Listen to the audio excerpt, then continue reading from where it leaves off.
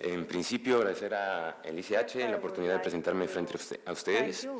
Ha sido durante la jornada para mí muy sencillo notar el importante avance en conocimiento del shotcrete y la tecnología del concreto que se tiene.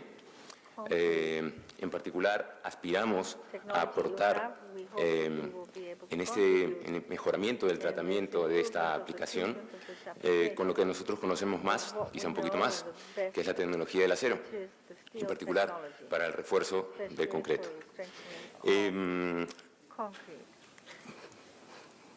Me pareció interesante colocar esta fotografía. Para mí es impactante la capacidad que tiene una pequeña capa de revestimiento delgado en lograr estabilizar toda una excavación, trabajando en conjunto pernos y shotcrete. Enseguida voy a conversar un poco sobre la característica de las fibras para refuerzo del concreto. En principio es un refuerzo discontinuo, para hacer la distinción frente al acero convencional. Es un refuerzo discontinuo que está distribuido uniformemente y al mismo tiempo es tridimensional. Existe muy amplia variedad de tipos de fibra. En el principio, cuando esto se adelantó, eran simplemente segmentos cortados de alambre que producían cierto efecto en la resistencia residual del concreto. Sin embargo, a medida que la tecnología avanza, se determinaron nuevos tipos con diversas características en la búsqueda de atender a diferentes demandas de comportamiento. Y es aquí donde también puede ser testigo de muchos puntos de coincidencia en cuanto a nuestro propio enfoque.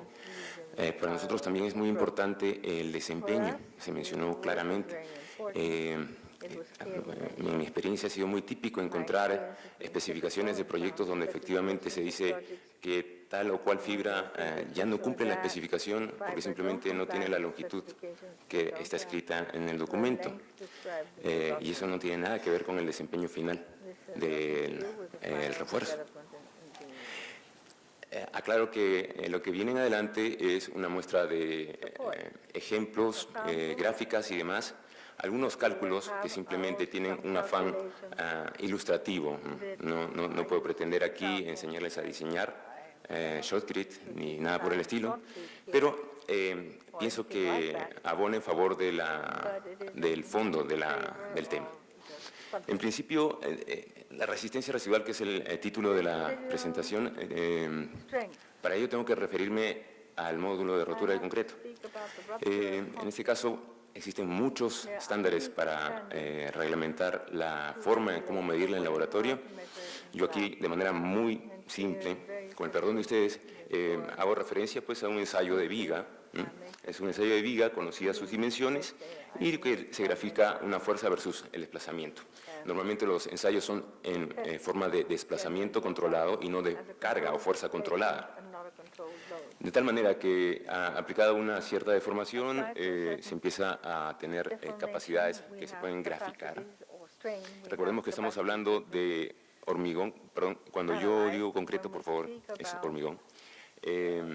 Hormigón sin refuerzo, de tal manera que se llega a una capacidad última de material.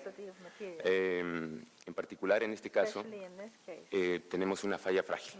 A la primera presencia de fisuración, pues, se pierde toda la capacidad resistente.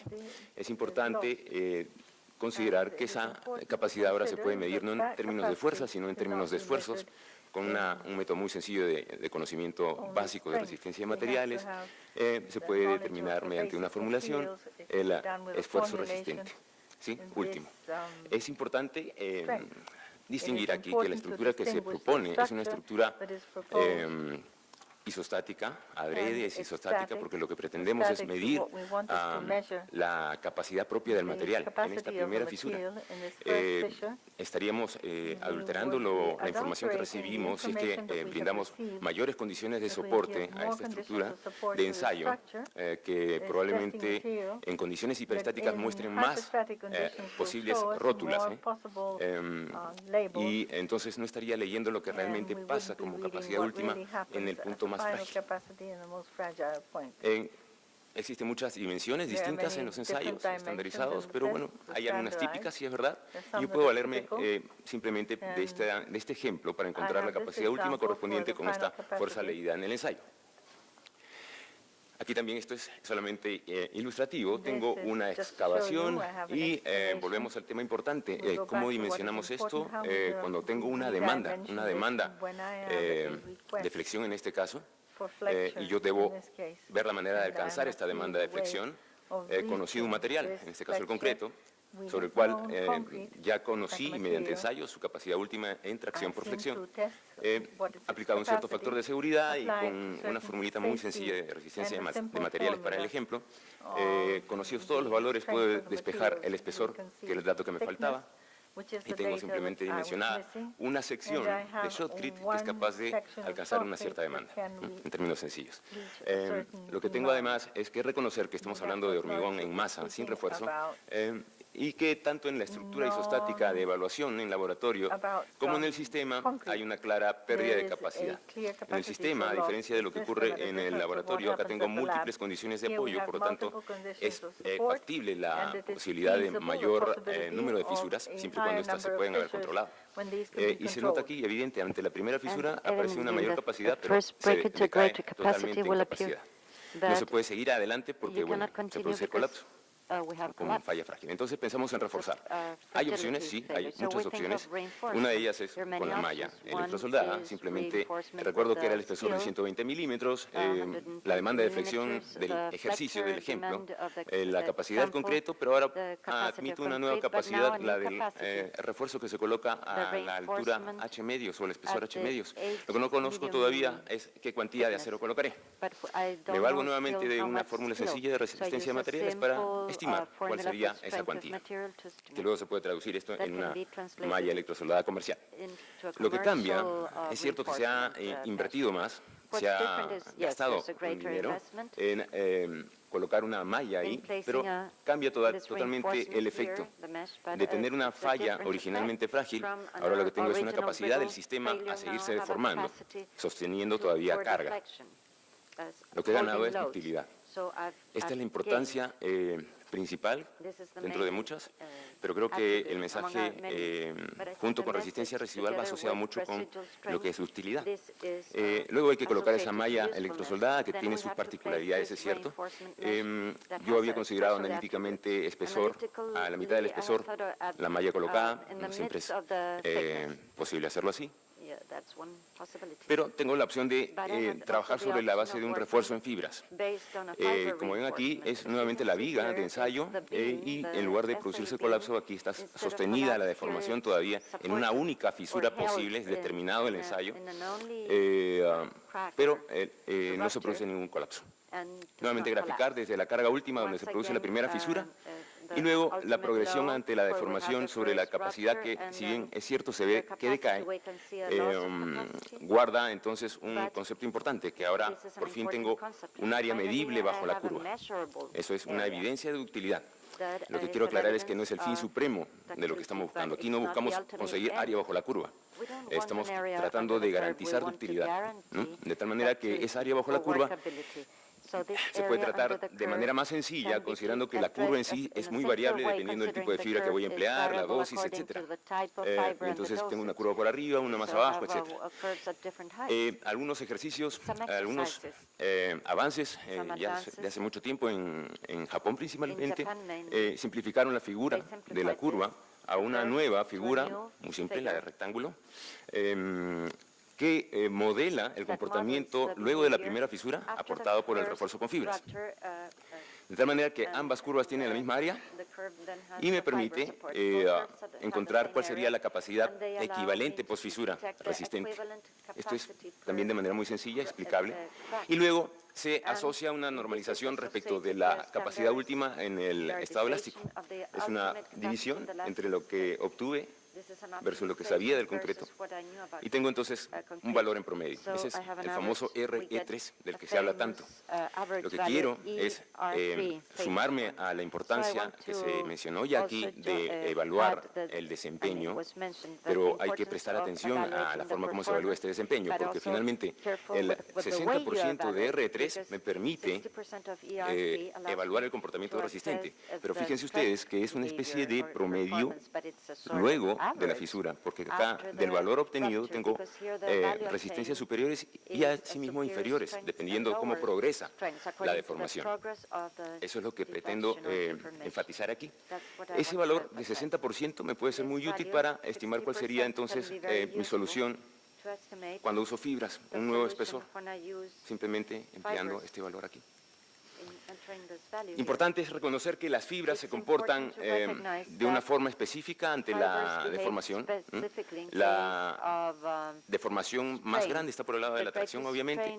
La primera fibra entonces será la más solicitada en tracción. No se pretende tener, en este caso, uno de los anclajes que muestro aquí, que sea perfectamente eficiente, de tal manera de que soporte toda la tensión hasta el estado último. Lo que ocurriría sería que esta fibra sería muy solicitada y muy rápidamente alcanzaría su capacidad última. Se termina de elongar y la elongación en fibras es muy pequeñita, estamos hablando del orden de 2% en promedio, de tal forma que una fibra de 35 milímetros pues no admite mucha deformación y se puede romper muy fácilmente. Lo que se investigó hace muchos años, es que se podía dotar de un anclaje no perfecto, de tal manera que se podía permitir amplitud de la primera deformación, la más grande, en este punto, y de tal manera que la fibra no se rompiera. Y en este momento, esa mayor abertura en este punto permite la acción combinada y acumulada del resto de las fibras en el camino de la fisura. De tal manera que esta superposición de aporte de resistencia simultánea le hace mucho bien al conjunto, al sistema, y la capacidad posterior se eleva. Es importante reconocer además que eso está asociado obviamente a la característica de resistencia del concreto. Un concreto de muy alta resistencia implica que tomará el anclaje muy fuertemente y no permitirá que ocurra esto, que se retire la fibra de ese molde endurecido. Entonces se romperá la fibra y volveremos al estado indeseable, que es el de la falla frágil. Se rompe la fibra, se rompe la otra y es una falla frágil. De tal manera que si el concreto por alguna razón tiene que ser de muy alta resistencia, la fibra en cuanto a su capacidad en tracción tiene que ir acorde con ella. Es por eso que hay tantos tipos de fibra, porque entonces podemos sugerir una fibra de mayor capacidad en tracción. Y restablecemos ese balance y no perdemos capacidad de conjunto por rotura de las fibras. Veamos dos cosas. En este caso, recordemos lo que ocurre aquí. Primera fisura, ante la primera fisura, una caída muy grande de la capacidad. No deseamos esto. Deseamos quizá una condición ideal en este caso. Quiero ponerlo como referencial. Una condición ideal sería donde aparece la primera fisura, pero mantengo la capacidad a lo largo de la deformación. Una curva como esta, si obtengo una curva como esta, es evidente que estoy más del lado de la falta de ductilidad que del lado de la ductilidad. Es cierto, siempre voy a tener área bajo la curva y siempre voy a poder medir un valor de resistencia residual, un RE3. Del mismo modo, esta otra curva produce ante la primera fisura no una caída tan intensa de capacidad y también tiene un área bajo la curva, pero es muy distinta a esta condición. De tal manera que podemos asociar comportamiento dúctil o no dúctil dependiendo de mirar el progreso de la deformación y la curva completa.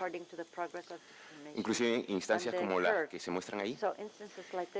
A propósito, he puesto dos curvas, una así y la otra así, donde el ejercicio aritmético me demuestra que ambas tienen por debajo la misma cantidad de área. Por lo tanto, el mismo rectángulo equivalente. Por lo tanto, el mismo valor de R3. Pero, señores, si eso está puesto en un texto de especificación, ¿no? si es un texto de especificación por desempeño, quizá no sea suficiente. Porque ambas tienen el mismo valor de R3, ¿verdad?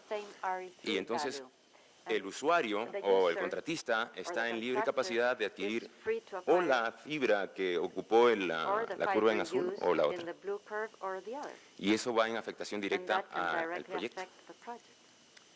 En una condición distinta de apoyo, ya podemos admitir, dado el caso que es una estructura hiperestática, múltiple fisuración, múltiple condición de presencia de rótulas. De tal manera que ocurría la fisura, y recordemos esta línea como parámetro, ya apareció la fisura en ambos casos. A diferencia del caso anterior, si yo sostengo las pequeñas deformaciones con buena capacidad resistente, es posible que se genere otra fisura, más bien en otro plano. Sin embargo, en esta condición, muy probablemente la deformación del sistema tenga que derivarse por la misma fisura inicial. De tal manera que se nota algo como esto, que cambia. El mismo R3, etcétera, todo puede ser consistente incluso en términos de economía, si se compara una solución versus la otra analíticamente. Pero aquí, fíjense que las fibras empleadas en este elemento están en todos lados, pero hay gran concentración de responsabilidad estructural, de resistencia en las fibras en esta zona solamente. En cambio aquí es mucho más repartida la condición. El comportamiento es distinto. La suma, el valor promedio R3 puede ser igual. Y pasa eso, en la vida real ocurre que aparecen muchas fisuras o pocas fisuras en un elemento sometido a una carga. Fíjense, esto es concreto simple, sin ningún refuerzo. La condición hiperestática del panel cuadrado de FNARP me admite como mínimo 4 fisuras. Pueden haber más. Sin refuerzo, las fisuras son muy amplias y la capacidad de absorción de energía del elemento es muy pobre. Se puede formar muy poco y simplemente termina. Si yo coloco una cantidad de fibras de cero y una cierta dosis, empiezo a cerrar las fisuras y el panel como tal se puede deformar más. Mayor deformación, mayor ductilidad, mayor absorción de energía. Cambia otra fibra de acero de mayor desempeño. Pasa lo mismo.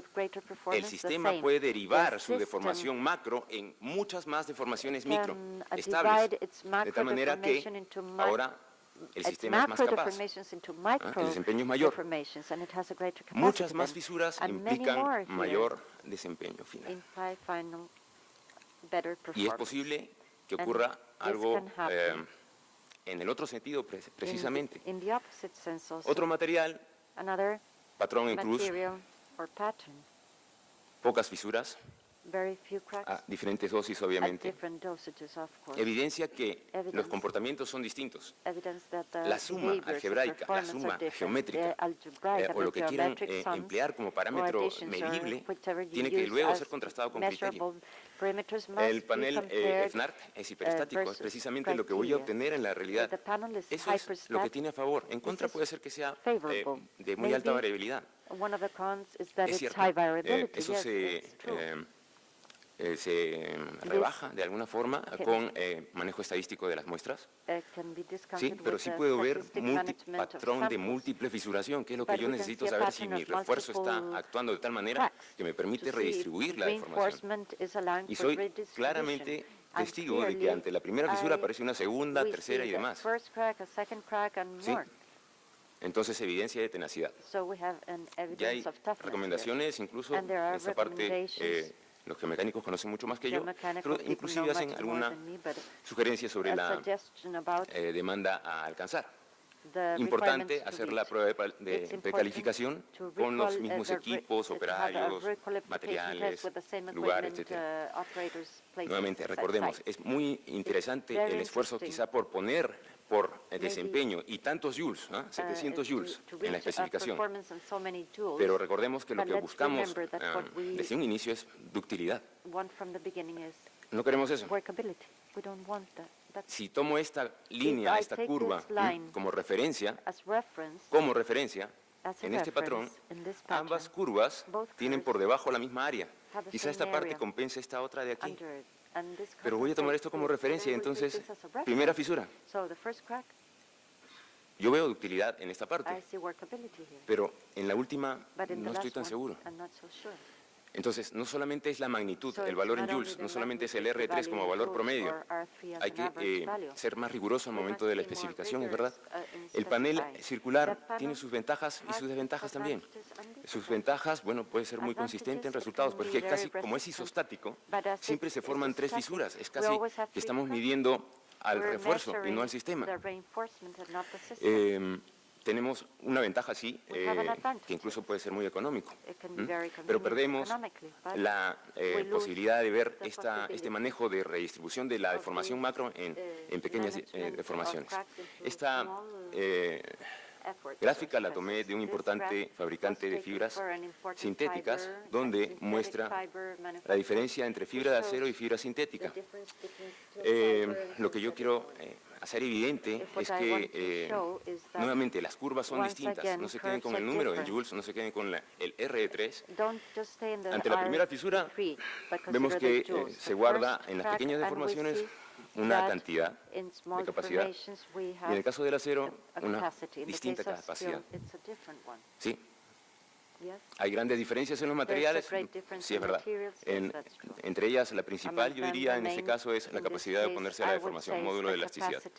En concreto, el acero en particular, 7 veces más, y en otros materiales por debajo de la propia capacidad del concreto. De tal manera que, si recuerdo la ley de Hooke, ante un esfuerzo, la deformación será proporcional y será igual si introduzco yo una constante, que es precisamente el módulo de elasticidad. Si el módulo es alto, la deformación será pequeña. Ante la misma demanda, si cambio el módulo, la deformación será grande.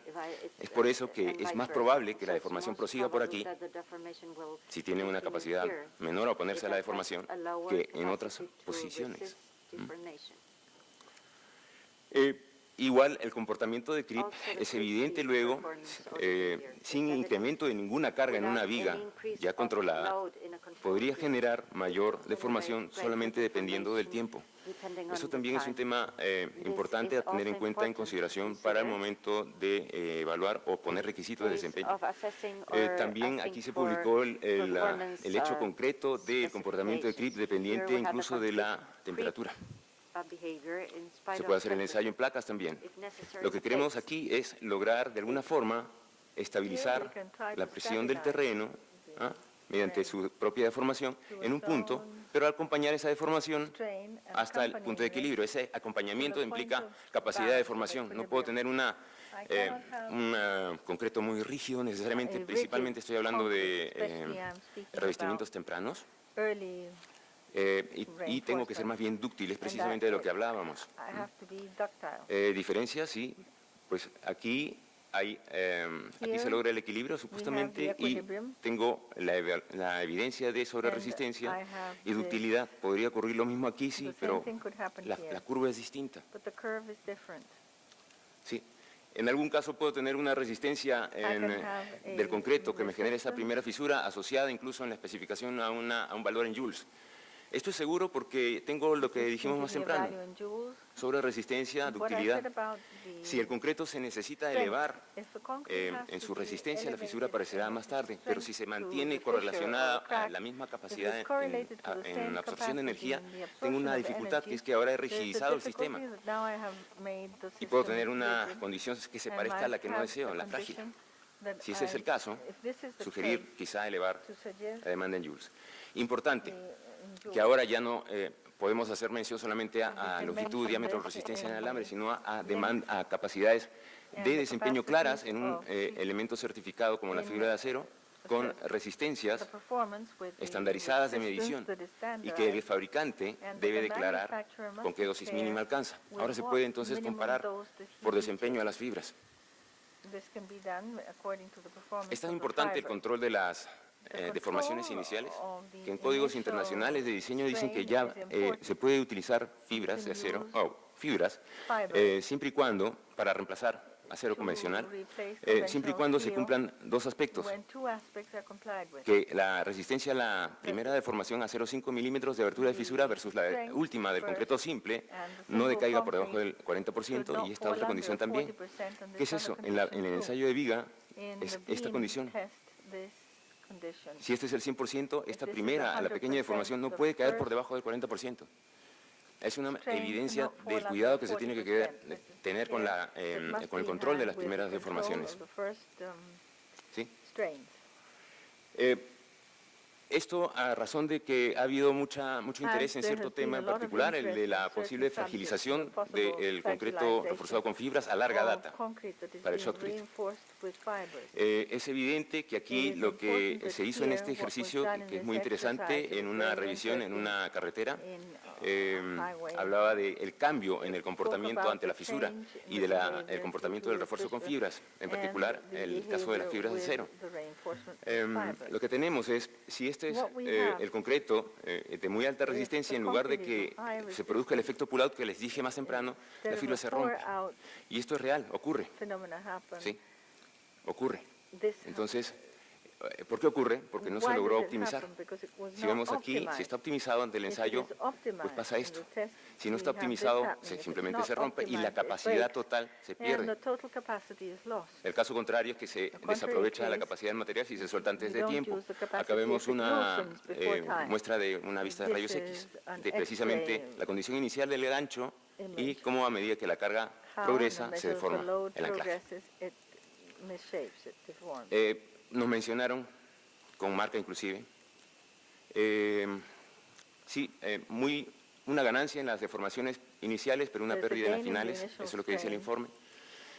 Y luego se midieron diferentes absorciones de energía a diferentes edades, también a diferentes niveles de deformación. 5 milímetros de deformación son las curvas provenientes de los puntos en círculo y a 40 milímetros de deformación del panel central de placa circular en las cruces. Se muestra el comportamiento de diferentes fibras y diferentes tipos de concreto, inclusive una malla electrosoldada aquí. ¿Sí? Aquí se muestra lo que pasaba con nuestra fibra a 50 megapascales de resistencia a la compresión de ese concreto. Y se quiso hacer evidencia de lo que realmente pasa, que a medida que pasa el tiempo y se hacen ensayos, ese concreto es tan rígido que se rompe la fibra. Y efectivamente hay una caída en la capacidad de absorción de energía a larga data. Lo mismo ocurre aquí, con 40 megapascales en el concreto.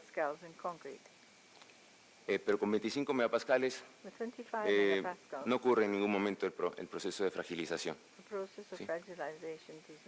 Estas son las características nominales del concreto especificado en cuanto a su resistencia para las fibras de acero, pero en núcleos sacados a 28 días y a un año se notó claramente que se fueron las resistencias mucho más elevadas. Yo lo que hago es nuevamente comparar ambas y revisar. Fíjense que a 28 días llegó a lo que era 50, llegó a 57 y el año a 71. Nuevamente.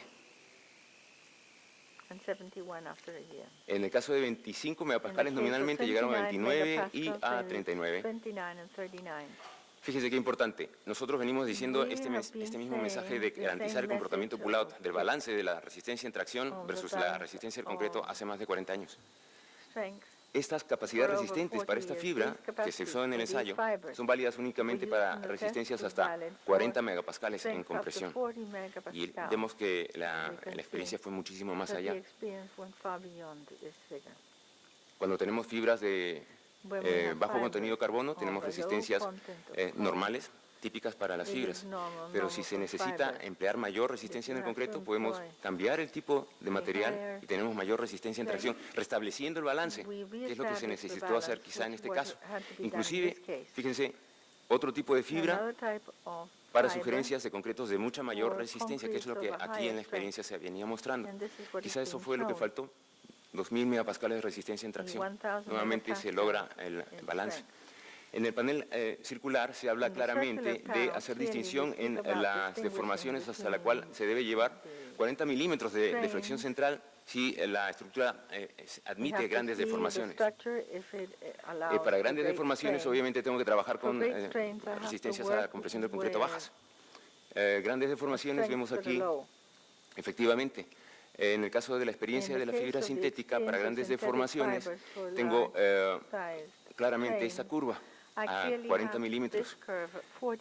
Si yo superpongo la curva que salió para el caso de concreto con bajas calidades del concreto, bajas resistencia del concreto para grandes deformaciones, 25 megapascales, la curva de la fibra de acero es esta. Entonces, ante la misma escala, es evidente que inclusive, por lo que se venía mencionando acá, a edades tempranas hay una clara diferenciación en el desempeño y que logra ser comparable recién al año. Entonces, sí es cierto, a 28 días también hay que tener cuidado con solamente simplificar la demanda de desempeño a especificar para mantener firmemente apretadas las fisuras. La deflexión del panel central circular se debe llevar a 5 milímetros. Yo no estoy seguro si eso se haga mucho por aquí. Normalmente se lleva a 40. Si miramos aquí está 40, aquí está 10, 5 y vemos aquí claramente una distinción entre ambas capacidades. Ahora, si yo veo qué pasa en las pequeñas deformaciones, quiere decir que el elemento es rígido, entonces esta sería la deformación a pequeñas, la medición a pequeñas deformaciones, 5 milímetros de flexión central, 10 inclusive, y contrasto con lo que sería con una alta resistencia en compresión, entonces rígido para el caso de la fibra de acero. Y en las pequeñas deformaciones, también a 5 en los circulitos, vemos comparable, línea continua contra línea continua. Nuevamente evidencia de lo mismo. Algunas referencias locales que mis compañeros en Chile me ayudaron a listar, varias, que se las dejo dentro de la presentación, y algunas importantes también internacionales, de larga data, inclusive algunas de ellas. Y con ello termino la presentación y agradezco su tiempo e interés y estoy listo para las preguntas.